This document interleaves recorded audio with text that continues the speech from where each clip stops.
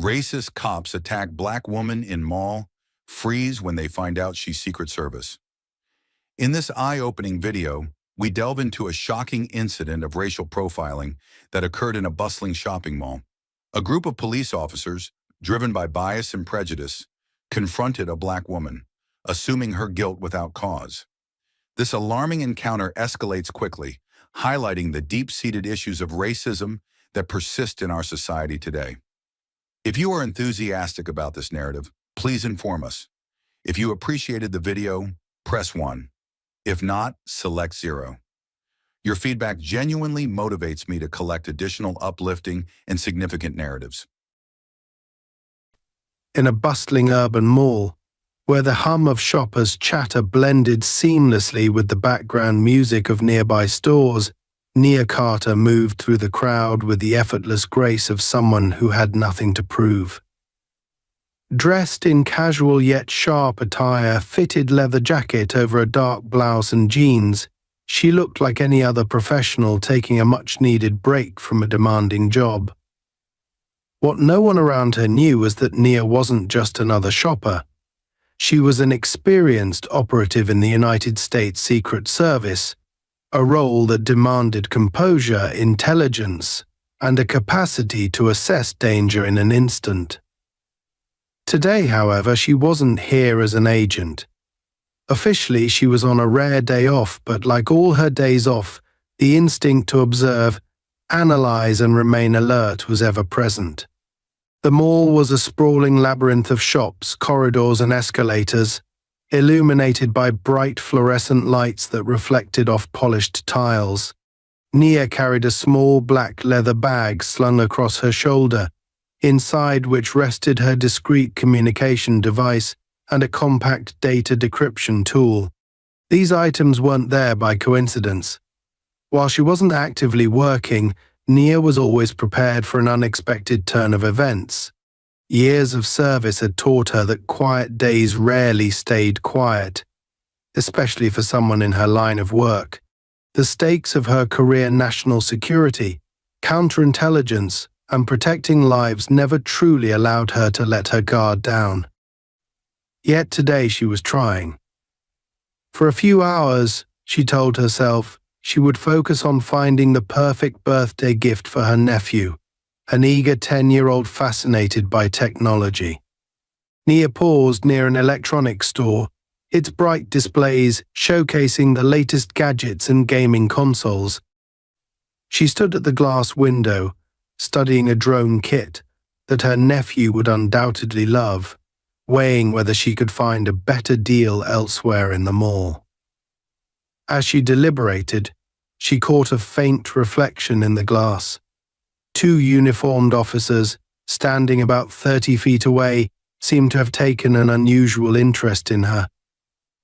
She noticed them exchange glances, followed by subtle nods in her direction.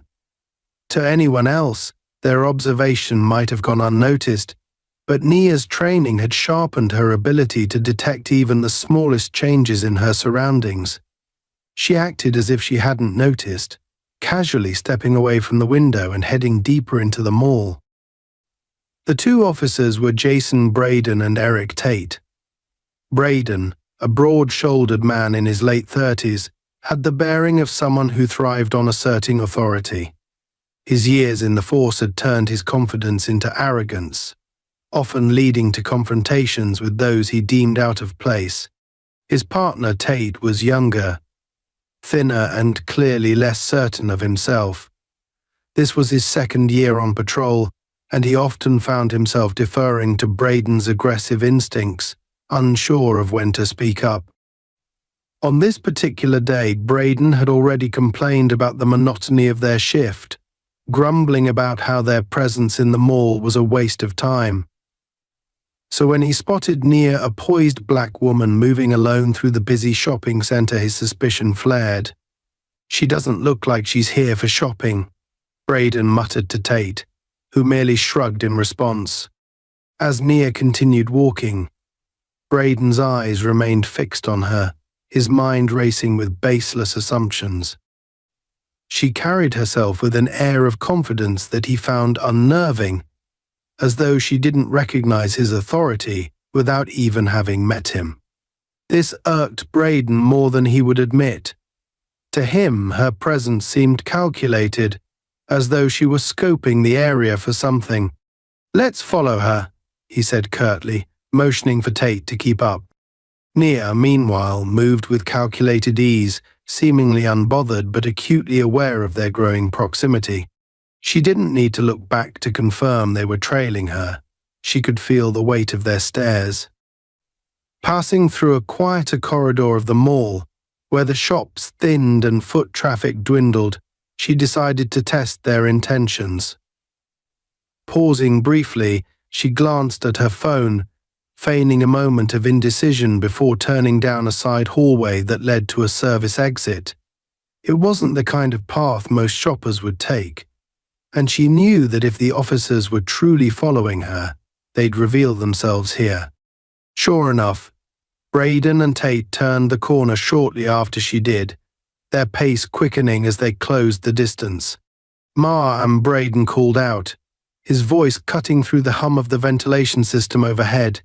Nia stopped, turning slowly to face them, her expression neutral but her muscles instinctively tensing. She had encountered men like Braden before, officers who used their badges as weapons rather than shields, motivated by ego rather than duty. "Yes, officer," she said evenly, meeting his gaze without flinching. Tate hung back slightly, his uncertainty evident in his body language, while Braden took a step forward, his hand resting lightly on the holster at his side. "What brings you to this part of the mall?" he asked, his tone dripping with unwarranted suspicion.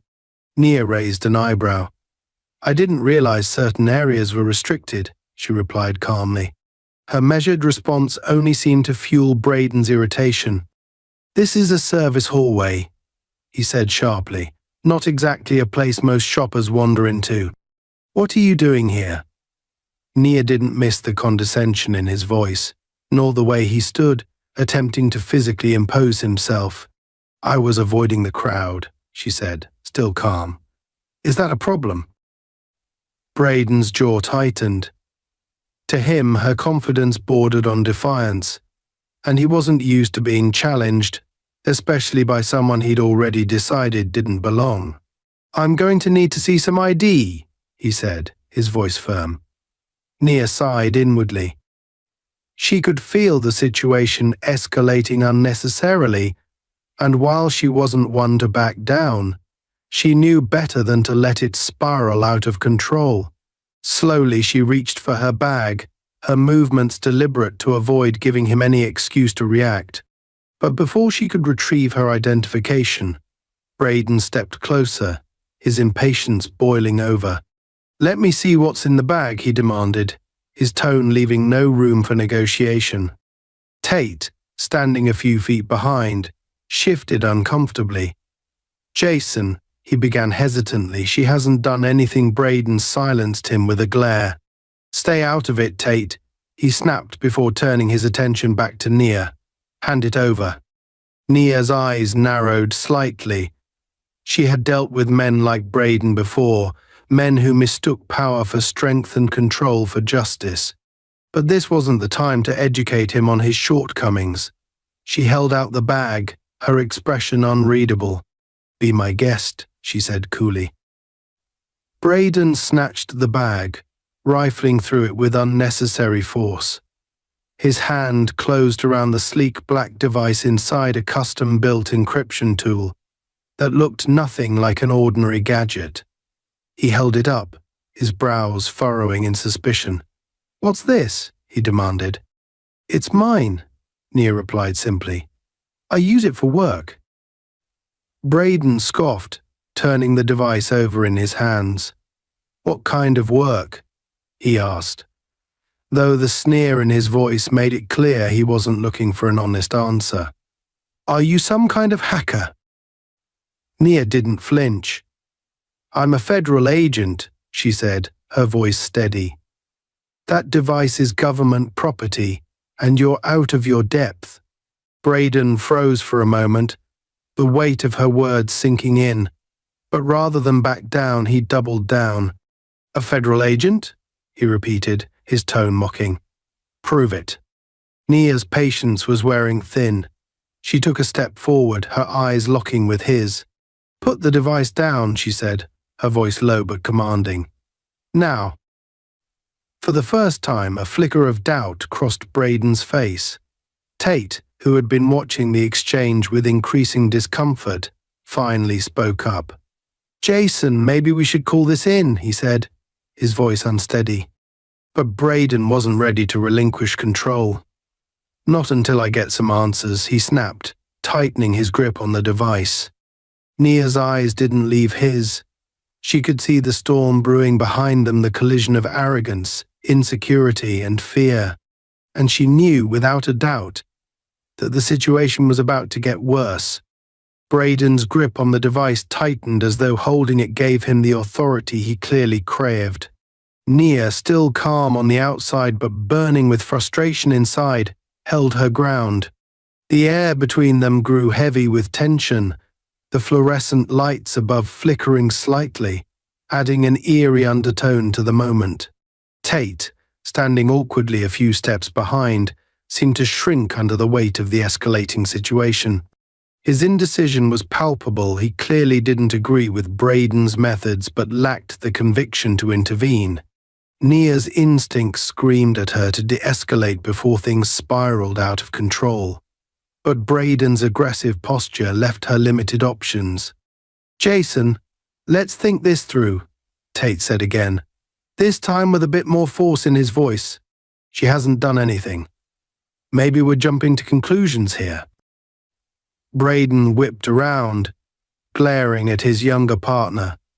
"You don't get to call the shots here, rookie," he snapped, his voice sharp enough to make Tate flinch. "This is a protocol check. She's acting suspicious, and I'm doing my job." Nia let out a slow, measured breath. She had seen this dynamic before, an experienced officer throwing his weight around, dragging a hesitant subordinate into a situation they didn't fully understand. It was a power play, one she could predict almost step by step. But that didn't make it any less dangerous. Braden wasn't just projecting authority, he was actively seeking to dominate the situation, and the more she resisted, the harder he would push. "Your job," Nia said, her voice low but steady, "does not include tampering with government equipment. I'm warning you, officer, you are dangerously close to crossing a line you won't be able to walk back from." Her tone cut through the air like a blade, and for a fleeting second, Braden hesitated. But his hesitation quickly turned to defiance, his ego unwilling to back down.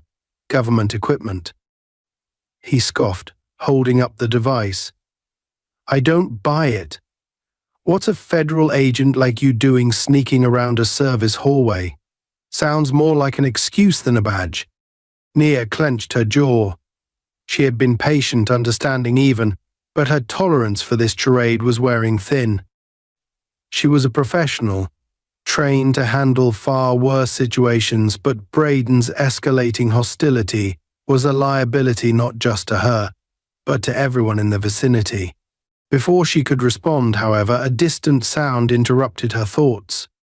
It was faint at first, a low, rumbling vibration that seemed to pulse through the floor. Nia's sharp instincts immediately kicked in. The sound was too controlled to be random noise. It was rhythmic, deliberate. Her eyes darted to the far end of the hallway, where a set of heavy double doors led to the mall's underground loading docks. Something was happening there, something she couldn't ignore. Braden, oblivious to the shift in her focus, took a step closer. "I'm not letting you walk out of here until you explain exactly what this is and why you have it," he demanded, shaking the device for emphasis. Nia didn't answer. Her attention was locked on the doors, the vibration growing stronger with each passing second. It wasn't just a sound now. It was a sensation, a low hum that resonated in her chest. Whatever was happening beyond those doors wasn't normal mall activity, and it certainly wasn't good. "Officer Braden," she said finally, her tone clipped and urgent, "you need to let me go." Right now. Braden barked a laugh, mistaking her urgency for desperation. Let you go. Not a chance. I'm not done with you. Nia's patience snapped. She took a deliberate step forward, her voice dropping to a cold, commanding tone. Listen to me. You are standing between me and a potential threat that you don't understand. If you continue to obstruct me, I will consider you a liability to this operation. Stand down. For the first time, Braden faltered. There was something in her eyes, an intensity that couldn't be faked, a weight of authority that even he couldn't entirely dismiss. But his ego wouldn't let him fully back down. Instead, he sneered, masking his doubt with bravado. A threat? What kind of threat? You mean that imaginary one you just made up to avoid answering my questions? Before Nia could reply, the double doors at the end of the hallway burst open with a deafening crash. A wave of cold air swept through the corridor, carrying with it the unmistakable sound of heavy boots on concrete. 3 men emerged, their movements deliberate and coordinated. They were dressed in dark tactical gear, their faces obscured by masks, and each carried an automatic weapon. Nia recognized their type immediately: professional criminals, well-funded and highly dangerous. Her suspicions about the strange vibration had just been confirmed. Braden and Tate froze, the color draining from their faces. The situation had just escalated far beyond their pay grade. Braden instinctively reached for his holstered weapon, but Nia moved faster. She grabbed his wrist in a firm grip, her voice sharp and unwavering. Don't, you'll get us all killed. What the hell, Braden started, but Nia cut him off. Stay behind me, she ordered, releasing his wrist and stepping forward. Her movements were precise, controlled, as if she were stepping into a role she was born to play. The men at the other end of the hallway stopped, their weapons raised but not yet firing. They hadn't expected to encounter anyone here, and the sight of a calm, composed Nia facing them seemed to give them pause. One of the men, the apparent leader, stepped forward, his voice muffled but authoritative. You're not supposed to be here, he said, his weapon trained on her. Walk away, and we'll pretend we didn't see you. Nia didn't flinch. Her mind raced, calculating the odds, assessing her options. She could see the tension in their stances, the way their fingers hovered over their triggers. These men weren't bluffing, they were ready to kill without hesitation. But she also saw something else: hesitation, uncertainty. They didn't know who she was or why she was there, and that gave her an edge. I'm not going anywhere, she said evenly, her hands raised slightly to show she was unarmed. But you have a choice. You can turn around and leave, or you can find out exactly how bad of a mistake you just made. The leader hesitated, clearly weighing his options. Behind her, Nia could hear Braden and Tate whispering urgently, their panic barely contained. She didn't need to turn around to know they were both completely out of their depth. Who the hell are you? The leader demanded, his weapon still trained on her. Nia didn't answer. Instead, she reached slowly into her jacket, her movements deliberate and non-threatening. She pulled out a small device, a discreet communication tool disguised as an ordinary phone, and pressed a button. A faint beep echoed through the hallway, followed by a burst of static. The leader stiffened, realizing too late what she had done. Call it off, he shouted, his voice rising in panic. But it was already too late. From somewhere beyond the corridor, the sound of heavy footsteps grew louder. Reinforcements were coming, Nia's reinforcements. The situation was about to take a dramatic turn, and for the first time, Braden and Tate seemed to grasp the gravity of what was unfolding. Nia didn't move, her gaze locked on the leader as the footsteps drew closer. You had your chance, she said quietly. You should have taken it. The sound of heavy footsteps echoed through the corridor, growing louder with each passing second. Nia stood perfectly still, her calm and commanding presence contrasting starkly with the rising tension in the air. The three masked men at the other end of the hallway began to shift uncomfortably, their weapons still raised but now accompanied by a flicker of uncertainty in their movements. The leader, his voice strained with panic, barked orders to his companions, though his words betrayed a growing realization that they had stumbled into something far beyond their control. Behind Nia, Braden and Tate remained frozen, both clearly struggling to process what was happening.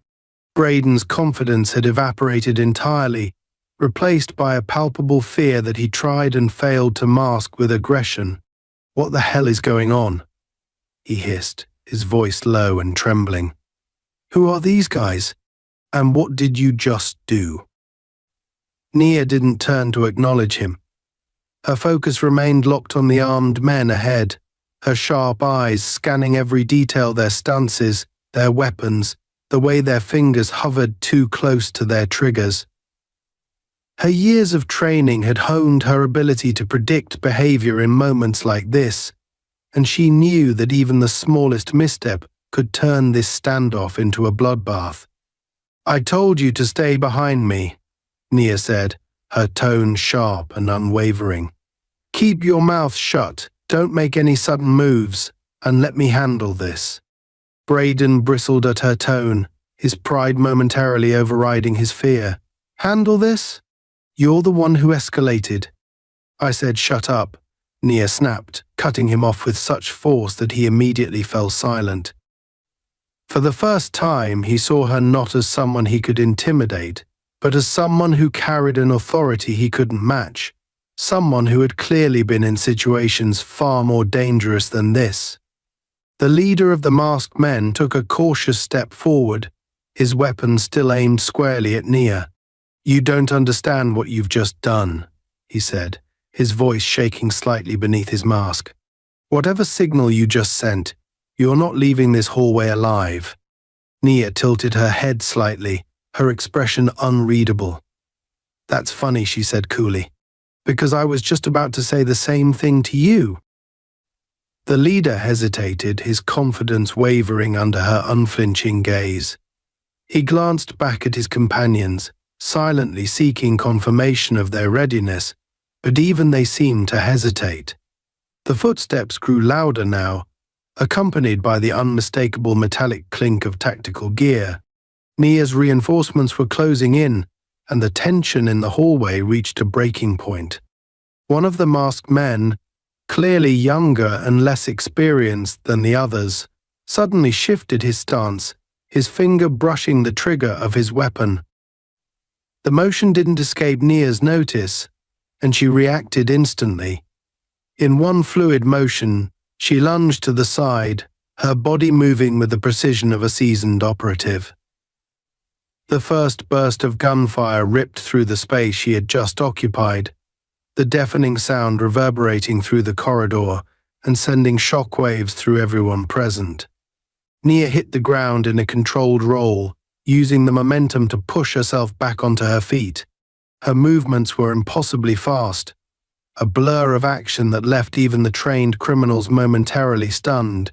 She darted toward a steel support beam that jutted out from the wall, using it as cover while she assessed her next move.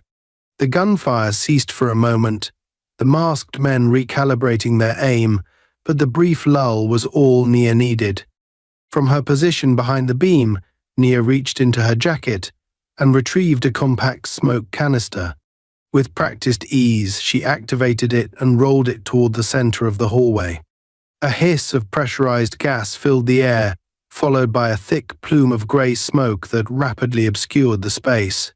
The masked men cursed loudly, their vision now compromised, as Nia moved like a shadow through the chaos. Braden and Tate, still rooted in place, coughed violently as the smoke enveloped them. "What the hell is happening?" Tate gasped, his voice barely audible over the commotion. "We need to get out of here." "Stay where you are," Nia barked, her voice cutting through the haze with absolute authority. "Move, and you'll get yourself killed." Braden, however, was not so easily convinced. Fueled by panic and a desperate need to regain control, he fumbled for his sidearm, drawing it with shaking hands. "I'm not just standing here while she plays hero," he spat, his voice tinged with both fear and defiance. Before he could take aim, a shadow moved through the smoke, a blur of motion that ended with Nia's hand clamping down on his wrist. She twisted sharply, forcing him to drop the weapon with a yelp of pain. "You'll thank me later," she said coldly, kicking the gun out of reach before disappearing back into the smoke. The masked men were now firing blindly, their bullets ricocheting off the walls and floor in deafening bursts. Nia used the confusion to her advantage, moving silently and methodically through the dense cloud. She closed in on the first man, her footsteps inaudible beneath the chaos. With surgical precision, she struck, delivering a sharp blow to the side of his neck that sent him crumpling to the ground. His weapon clattered against the tile, and Nia quickly kicked it away before turning her attention to the remaining two. The leader, realizing they were losing control of the situation, shouted something incomprehensible to his remaining companion. The second man nodded and moved to flank Nia's position, his weapon raised and ready. But Nia anticipated the maneuver. As he moved through the smoke, she intercepted him, her movements a seamless blend of offense and defense. He swung the butt of his rifle at her, but she ducked low, sweeping his legs out from under him with a single fluid motion. He hit the ground hard. The wind knocked out of him, and before he could recover, Nia disarmed him with a swift kick to his hand. Only the leader remained now, his panic evident in the way his breathing quickened. He fired wildly into the smoke, each shot growing more erratic as the sound of approaching reinforcements grew closer. Nia emerged from the haze like a ghost, her silhouette cutting through the chaos.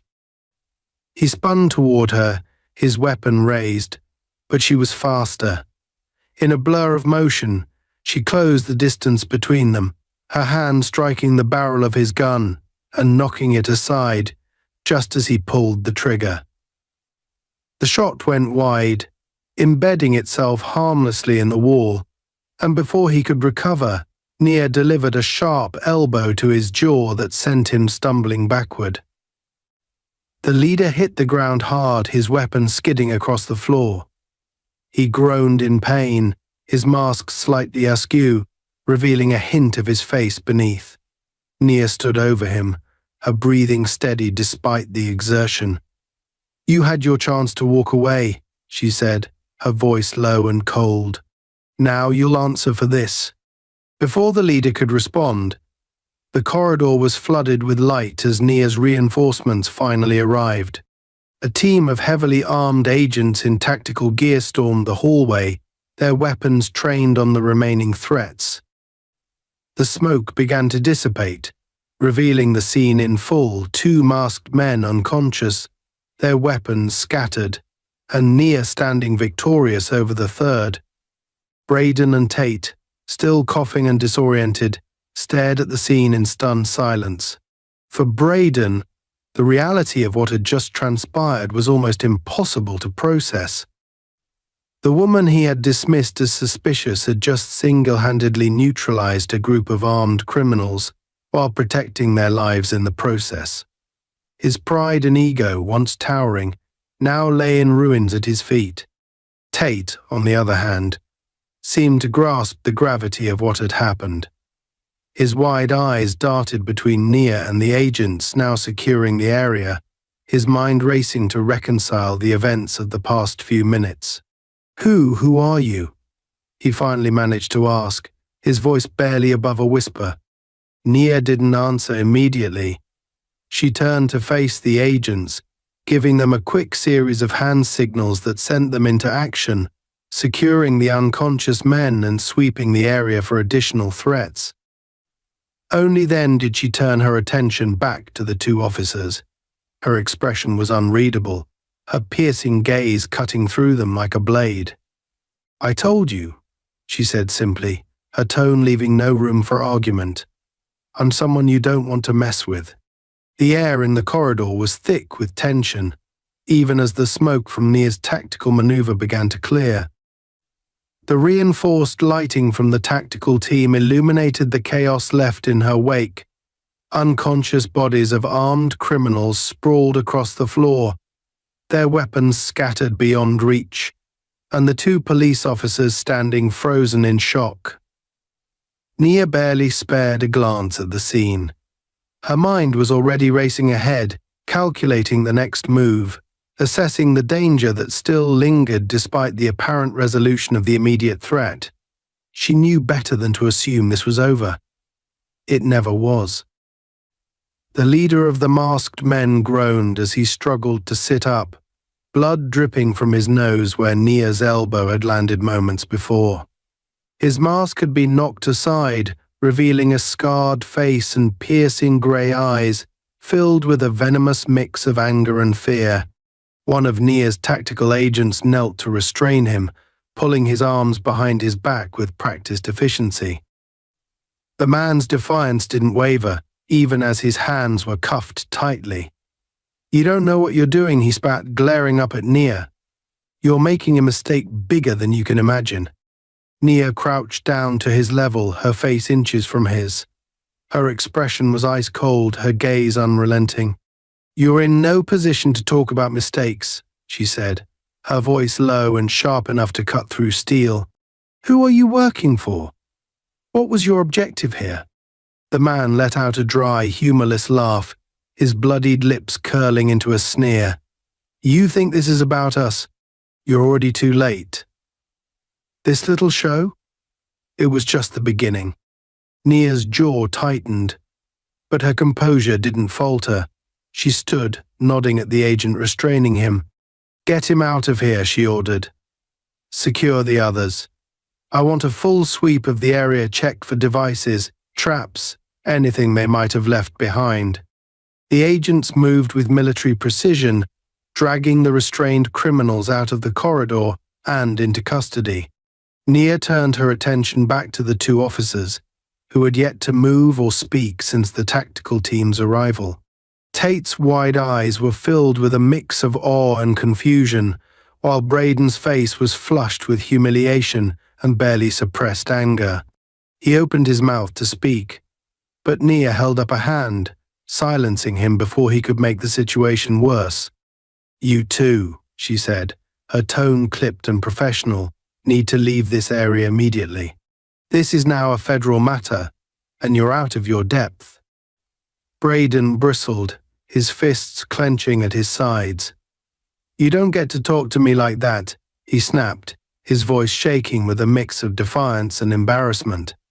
"I'm still the law here, and I deserve to know what the hell is going on." Nia's eyes narrowed, her patience with him wearing dangerously thin. "The law," she repeated, her voice laced with icy disdain.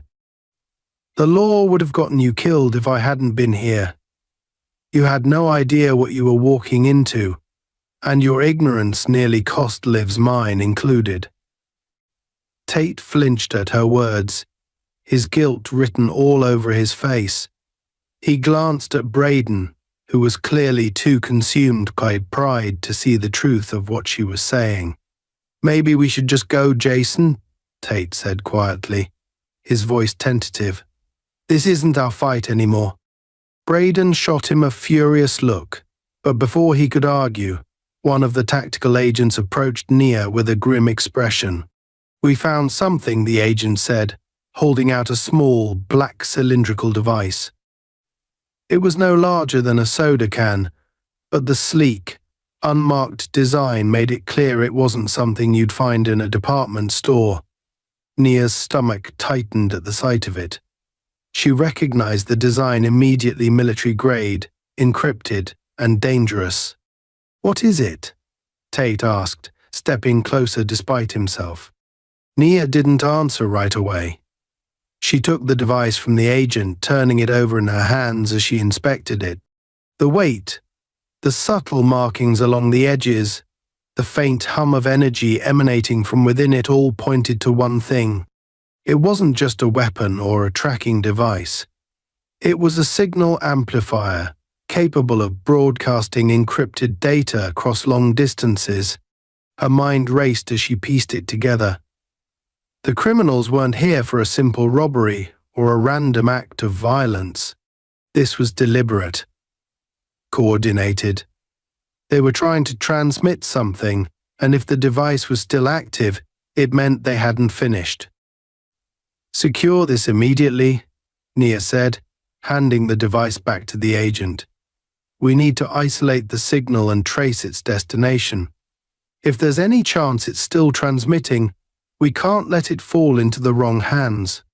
The agent nodded and hurried off, leaving Nia to confront the sinking realization that this wasn't over. Whatever they had intercepted here was just a piece of a much larger puzzle, and the clock was ticking.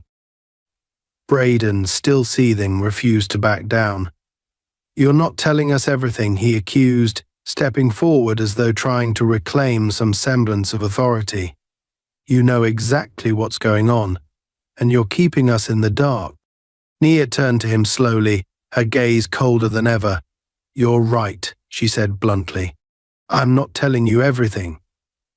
Because you don't need to know. What you need to do is get out of my way and let me do my job. Or do you want to add obstruction of justice to your growing list of failures today?" Her words landed like a slap, and for once, Braden seemed to have no response. He took a step back, his face dark with barely contained rage, but he didn't push the issue further. Tate, meanwhile, looked as though he wanted to disappear entirely. He shifted uncomfortably, glancing between Nia and his partner before finally speaking up. Is there anything we can do to help?" he asked hesitantly. Nia regarded him for a long moment, her expression softening slightly. Unlike Braden, Tate wasn't driven by ego or prejudice. His question was genuine, and despite his earlier hesitation, he seemed to grasp the gravity of the situation. "Stay out of the way," Nia said finally, her tone less harsh. "That's the best thing you can do right now." Tate nodded, though he still looked conflicted. He reached out to touch Braden's arm, silently urging him to step back, and after a tense moment, Braden reluctantly followed. The two officers moved to the edge of the corridor, leaving Nia and her team to handle the rest. As the tactical team continued their sweep, Nia's mind raced with possibilities. The device was too sophisticated to be a one-off. It was part of something bigger, and if they had intercepted it here, it meant someone out there was waiting for the signal to go through. She couldn't let that happen. Not on her watch. One of the agents approached her again, this time holding a tablet connected to the intercepted device. "We've isolated the signal," he said. "It's encrypted, but we managed to trace its destination. It's not local." Nia's chest tightened. "How far?" she asked. The agent hesitated, his expression grim. "It's bouncing through multiple relays, but the origin point, it's offshore. Whoever set this up didn't plan for it to be traced." "Can you shut it down?" Nia asked, though she already suspected the answer. "Not without risking a detonation," the agent admitted. "The device is rigged to self-destruct if we tamper with it directly." Nia cursed under her breath. This was worse than she thought. The criminals weren't just transmitting data, they were sending it to an international source. If the signal went through, it could compromise national security on a scale she wasn't prepared to contemplate. She turned to the team, her voice firm. "We need to contain this signal. Block it, disrupt it, whatever it takes. But we can't let it reach its destination." The agent sprang into action, working with military precision to implement her orders. Nia remained in the center of the chaos, her mind racing as she calculated the next steps. This wasn't just about stopping the criminals who had been captured. It was about cutting off their operation at the root. And she knew, deep down, that whoever was behind this wasn't going to stop until they got what they wanted. For now, though, Nia had the upper hand. But she also knew the clock was ticking, and time, as always, was not on her side. The corridor had transformed into a hub of activity, with Nia's tactical team working swiftly to neutralize the immediate threat posed by the device and secure the captured criminals. The glow of portable monitors and the constant hum of encrypted communications filled the space, blending with the harsh fluorescent lights.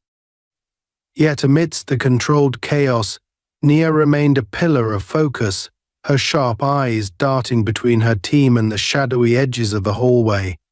Every instinct she had told her that the danger wasn't over.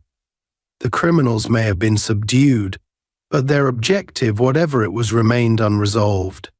And that made this situation far from secure. The tactical agent monitoring the encrypted signal, a young man named Reynolds, looked up from his tablet, his face pale. "Ma'am," he said, his voice tight, the signals shifting. "They're rerouting it through a secondary node. It's picking up speed." Nia's jaw clenched as she moved to his side, her gaze locking onto the lines of code cascading across the screen.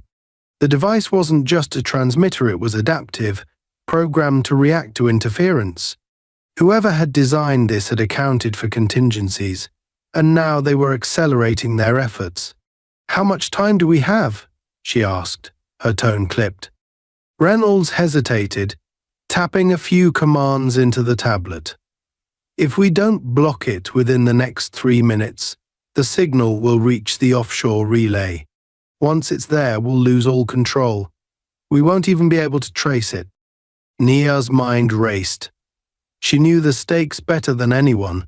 If the signal went through, it could compromise classified information, jeopardize national security, or worse, initiate a chain of events that would have catastrophic consequences. Yet the tools at her disposal were limited. The device was rigged to self-destruct if tampered with directly, and the clock was ticking. "Set up a localized EMP," she ordered, her voice firm. "We'll disrupt the signal manually. It's a risk, but it's the only way to ensure this stops here." Reynolds nodded, already moving to execute her command. The team sprang into action, retrieving the portable EMP generator from their equipment cases. The device wasn't perfect. Deploying it would likely disable all electronics in the immediate vicinity, including their own, but it was a calculated risk Nia was willing to take. Lives could be rebuilt, systems restored. But the fallout from allowing that signal to reach its destination would be irreversible. As her team worked, Nia turned her attention back to the 2 officers lingering at the edge of the corridor. Tate still looked uncertain, his wide eyes darting between the agents and the criminals being escorted out. Braden, on the other hand, had crossed his arms tightly over his chest, his face a mask of barely suppressed rage. He hadn't said a word since their last exchange, but his silence was anything but a concession. It was the silence of a man whose ego had been bruised, whose authority had been challenged, and who was desperate to reassert himself. "Stay out of the way," Nia said sharply as she approached them, her words directed more at Braden than Tate. "This is beyond your jurisdiction and your expertise. Don't make this harder than it already is." Braden's eyes narrowed, his anger bubbling to the surface. "You think you're the only one who knows what's going on here," he snapped, his voice low but charged with venom. "You've been running this show like we don't exist, like we're just some kind of obstacle. But we're still cops, and this is still our turf." Nia's patience, already stretched thin, snapped. She stepped closer, her gaze locking onto his with the intensity of a steel blade. "Your turf," she repeated, her voice a dangerous whisper. "If this were about your turf, you'd be filling out incident reports right now while your department cleaned up the mess you made. But this isn't about you. This is about national security. And if you can't recognize that, Then you're not just an obstacle, you're a liability. Braden flinched, but he didn't back down. His pride wouldn't let him. Liability, he said, his tone mocking. You think you can just waltz in here and call the shots? You don't even. Before he could finish, the sound of gunfire erupted from the far end of the corridor. The crack of bullets against concrete echoed through the hallway, followed by the shouts of tactical agents scrambling to respond. Nia's body moved instinctively, dropping into a low stance as she scanned the area for the source of the attack. Contact. One of the agents shouted, his voice sharp and urgent, multiple hostiles moving in from the west entrance. Nia's stomach dropped. She had known this wasn't over, but the speed and precision of the counterattack were unexpected. The captured criminals had been a diversion, a calculated ploy to distract her team while reinforcements closed in. And now, the real threat had arrived. The corridor erupted into chaos as more gunfire tore through the air. Nia drew her sidearm, her movements fluid and precise as she took cover behind a steel support beam. Positions, she barked, her voice cutting through the noise. Hold the line. Don't let them reach the device. Her agents moved with practiced efficiency, returning fire as they formed a defensive perimeter around the EMP generator. The criminals were well armed and well trained, their movements coordinated as they advanced through the narrow hallway. Whoever they weren't amateurs.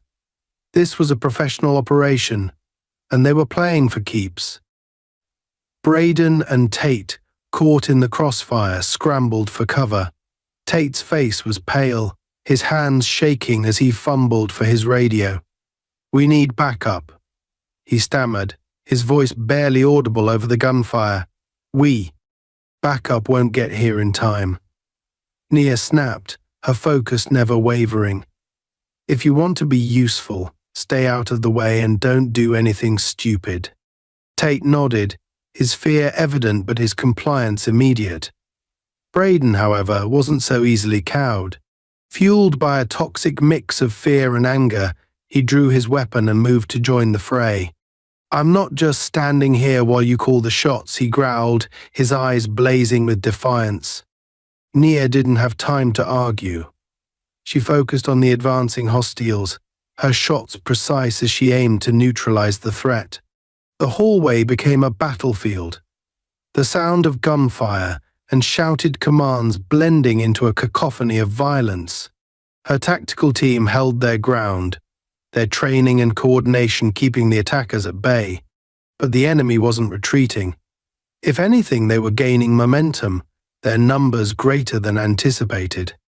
One of the hostiles lobbed a flashbang grenade into the corridor, the device landing mere feet from Nia's position. She reacted instantly, shielding her eyes as the grenade detonated with a deafening bang and a blinding flash of light. The disorientation was brief, but it was enough to give the attackers an opening. They surged forward, their weapons trained on the EMP generator. Nia gritted her teeth, her mind racing. They couldn't afford to lose the generator. If the attackers reached it, everything would be lost, the signal would go through, and the consequences would be catastrophic. She pushed herself to her feet, her vision still slightly blurred from the flashbang, and moved toward the generator with determined urgency. Braden, to her surprise, was already there. Despite his recklessness, he had positioned himself between the generator and the advancing hostiles, his weapon raised and his stance firm. For the first time, Nia saw something other than arrogance in his expression. There was fear, yes, but also a flicker of resolve, a determination to do something right, even if it meant risking his life. "Stay down," he shouted, firing at the attackers with a surprising level of accuracy. "I've got this." Nia hesitated for only a moment before moving to his side, her own weapon joining his in the fight. "Don't get cocky," she said, her voice sharp but not unkind. "This isn't over yet." Together they held the line, their combined efforts buying the tactical team enough time to finish setting up the EMP. The generator hummed to life, its energy building as it prepared to unleash the pulse that would neutralize the signal and everything else in the vicinity. EMP's ready. Reynolds shouted, his voice cutting through the chaos. On your mark. Nia nodded, her focus laser sharp as she scanned the battlefield. The attackers were faltering, their momentum slowing as they realized they were outmatched. But they weren't retreating. Not yet. Do it, Nia ordered, her voice steady. The EMP detonated, releasing a burst of energy that rippled through the corridor like a shockwave. The lights flickered and died, plunging the hallway into darkness as every electronic device within range was rendered useless. The gunfire ceased, the sudden silence almost deafening in its intensity. As the dust settled, Nia stood in the middle of the corridor, her breathing heavy but controlled. The attackers were down, their weapons useless and their movements sluggish. Her tactical team moved swiftly to secure them, their efficiency unwavering even in the aftermath of the chaos. Braden lowered his weapon, his chest heaving as he tried to catch his breath. For the first time he looked at Nia not with defiance, but with something closer to respect. He didn't say anything, and neither did she. There would be time for words later. For now, the battle was over, but the war was far from won. The aftermath of the EMP pulse left the corridor eerily quiet. The sharp hum of the device powering down faded into nothingness, and the once chaotic scene was now bathed in dim emergency lighting, casting long shadows against the walls. Smoke from gunfire and the residue of the flashbang lingered in the air, mixing with the acrid smell of scorched electronics. Nia stood still for a moment, her breathing steady despite the pounding of her heart. Around her, the tactical team moved swiftly, rounding up the disarmed attackers who were too stunned or injured to resist further. The pulse had neutralized all active electronics, including the criminals' weapons and communication devices, leaving them powerless in every sense of the word. Nia's gaze swept the hallway, taking in every detail: the overturned equipment, the fallen hostiles, the tactical agents methodically securing the area. It wasn't victory she felt, though. Not yet. Her focus shifted to the small, black signal transmitter, now lying inert in the hands of her lead technician, Reynolds. Even disabled, it still felt like a ticking time bomb. She approached him, her footsteps quiet but purposeful. "Status?" she asked, her voice sharp, cutting through the lingering tension. Reynolds glanced up, his face pale but composed. The EMP neutralized the device. Signal transmission has been completely disrupted. Whatever they were sending, it didn't get through. He paused, holding up the device carefully, as though it might still bite. But this thing, it's not just a transmitter. It's got layers of encryption we haven't even begun to crack. It's carrying something they were desperate to send. Nia frowned, her mind racing. Desperate was an understatement. The lengths these attackers had gone to their precision, their willingness to die for their mission, meant this wasn't just a test run or a simple operation. Whatever data was locked inside that device wasn't just important, it was critical. "Can we extract it?" she asked, her voice low but urgent. Reynolds hesitated, shaking his head. "Not here. The EMP fried most of our portable decryption tools. We'll need a secure facility and a specialized team to even begin breaking into this thing. And there's no guarantee it won't self-destruct the moment we try." Nia clenched her jaw, her frustration tempered by her discipline. She wasn't used to leaving loose ends, but in this case, she had no choice. The device had been neutralized for now, and it was out of enemy hands. That would have to be enough, at least until her team could analyze it in a secure environment. Behind her, the sound of groaning drew her attention. She turned to see the leader of the attackers being dragged to his feet by two tactical agents. His mask had been removed entirely, revealing a face lined with scars and a mouth twisted into a defiant sneer. Despite his disheveled appearance, his eyes burned with hatred, and his body radiated an unnerving confidence, even in defeat. Nia walked toward him, her steps deliberate, her expression unreadable. She stopped just a few feet away, her piercing gaze locking onto his. "You want to tell me what was so important that you were willing to die for it?" she asked, her tone cold and measured. The man's sneer widened into a grin, his teeth stained with blood. "You think you've won?" he said, his voice raspy but filled with venom. This was just the first move. You stopped a transmission, but the information's already out there. You're too late, Agent. Nia didn't flinch, though his words sent a chill down her spine. She had seen this kind of resolve before, fanaticism driven by a cause so deeply ingrained that even capture or death wouldn't extinguish it. People like him didn't bluff. They didn't need to. "What information?" she pressed, her voice hardening. "Who's behind this?" The man chuckled, the sound dry and hollow. "You'll find out soon enough. Or maybe you won't. Either way, it doesn't matter. You're playing catch-up, just like you always do." Nia's patience wore thin. She stepped closer, her voice dropping to a dangerous whisper. "I've seen men like you break in less time than it takes to say the word lawyer. You think you're untouchable, but I promise you, you're not. Talk now, and maybe you'll still have something to bargain with when this is over."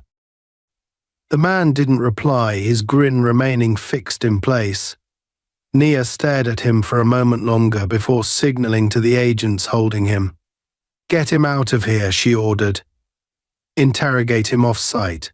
I want every detail, every connection, every lead he's got. And I don't care how long it takes." The agents nodded and hauled the man away, his mocking laughter echoing faintly as he was dragged down the corridor. Nia watched them go, her fists clenched at her sides.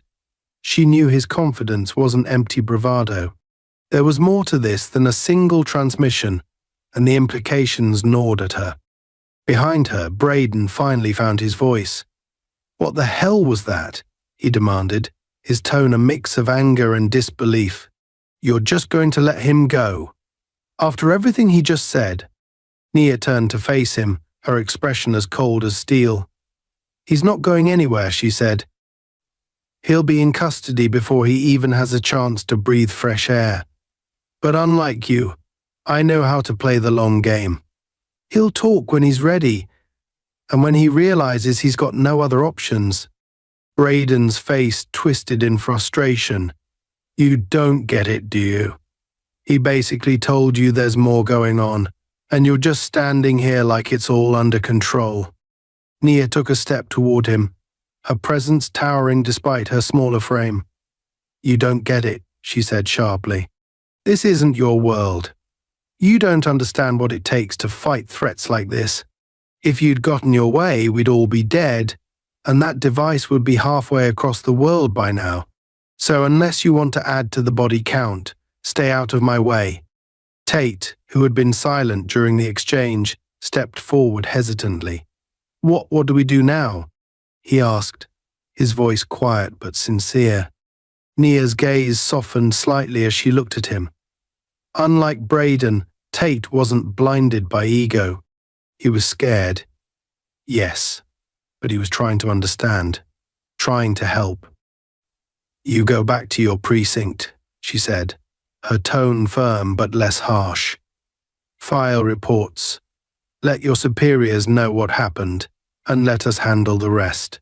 This isn't over, but it's not your fight anymore." Tate nodded, though he still looked unsure. Braden, however, wasn't ready to back down. His pride had been battered too severely, and he couldn't let it go. "You think you're some kind of hero," he spat, "but you're just like the rest of us, making it up as you go. hoping it doesn't all fall apart. Nia's eyes narrowed, but she didn't rise to the bait. Instead, she turned away, dismissing him with a single gesture. "Get out of my sight," she said coldly, "before you embarrass yourself any further." As the two officers retreated, Braden muttering curses under his breath, Nia turned her attention back to her team. The corridor was nearly clear now, the captured criminals and their equipment being transported to secure locations for further investigation. The tactical agents moved with quiet efficiency, their professionalism unwavering even after the intensity of the operation. Reynolds approached her again, his expression grim. "We've got everything secured," he said. "But if what that guy said is true—" "I know," Nia interrupted, her voice heavy with resolve. "This is just the beginning." She looked down at the inert transmitter in Reynolds' hands, its sleek, black surface now a symbol of everything they didn't yet understand. It was a victory, but it felt hollow. The enemy wasn't just a group of armed criminals, it was a network, a shadowy force operating on a scale far greater than what they had faced today. And that meant the fight was far from over. For now, though, they had bought themselves time to regroup, to analyze, to prepare. And as Nia stood amidst the wreckage of the corridor, her mind already racing ahead to the battles yet to come, she knew one thing for certain. Whatever this was, whoever was behind it, they wouldn't stop. But neither would she. The mall was eerily quiet now, the chaos of the earlier confrontation replaced by the faint hum of emergency lighting and the murmurs of a few remaining tactical agents. Nia stood in the corridor, the faint smell of gunpowder and scorched electronics still lingering in the air. Her gaze was fixed on the remnants of the operation, the scattered debris, the restrained criminals being escorted out, and the inert signal transmitter now locked securely in a reinforced case. Though the immediate threat had been neutralized, she couldn't shake the sense of unfinished business. This wasn't over. It never was. Reynolds approached her cautiously, holding a tablet that displayed the last traces of the intercepted signal. The EMP had disrupted it before it could reach its destination, but the faint lines of code left behind told a story Nia wasn't yet able to piece together. "We've isolated fragments of the data," Reynolds said, his tone professional but weighted with unease. "It's encrypted beyond anything I've seen before, but the architecture suggests something big military grade, possibly involving external intelligence networks." Nia nodded, her expression unreadable as she studied the screen. She wasn't surprised. The sophistication of the attack, the precision of the operatives, and the sheer desperation to get the signal through all pointed to something far beyond a rogue operation. This was coordinated, deliberate, and likely part of a larger plan. "Secure everything," she said. "The device, the fragments, the operatives. Make sure nothing slips through the cracks. And keep this out of any standard channels. Until we know exactly what we're dealing with, no one outside this team gets a word." Reynolds nodded, already moving to execute her orders. Nia turned her attention to the corridor's entrance, where Braden and Tate lingered, their presence like an irritating shadow. Braden, still nursing his bruised ego, leaned against the wall with crossed arms, his scowl deepening every time he glanced in her direction. Tate, on the other hand, stood awkwardly, his wide eyes darting between Nia and the tactical agents, as though trying to process everything he'd witnessed. With a sigh, Nia approached them, her footsteps echoing softly in the empty space. "You're still here," she said, her tone flat and unimpressed. Braden straightened, his jaw tightening. "Damn right we're still here," he snapped. "We deserve answers." Nia raised an eyebrow, her patience for his attitude nearly depleted. "You don't deserve anything," she said coolly. "You were in over your head the moment you decided to play hero in a situation you didn't understand. If you're looking for someone to pat you on the back, it won't be me." Tate flinched at her words, but Braden's scowl deepened. "I don't need your approval," he said, his voice laced with bitterness. "But I've been a cop long enough to know when someone's hiding something. Whatever was in that device, it's bigger than you're letting on. And you don't have the monopoly on dealing with bad guys." Nia stepped closer, her gaze piercing. "Let me make something clear," she said, her voice low and sharp. "The only reason you're still standing here and not in a body bag is because I was here to clean up the mess you almost made. You think you're entitled to answers? Fine. Here's one. This is bigger than your jurisdiction, your experience, and your understanding. If you want to be useful, go back to your precinct and learn how to spot real threats before they're breathing down your neck." Braden opened his mouth to argue, but Tate finally spoke up, his voice hesitant but firm. "She's right, Jason," he said quietly. "We weren't ready for this. We didn't know what we were walking into. And if she hadn't been here..." He trailed off, the weight of the unspoken words hanging heavily between them. Braden glared at him, his pride warring with the truth he didn't want to acknowledge. After a long, tense moment, he shook his head and turned away, muttering something under his breath as he stalked toward the exit. Tate hesitated, glancing at Nia one last time. "Thank you," he said simply before following his partner. As they disappeared down the corridor, Nia exhaled slowly, her shoulders relaxing just slightly.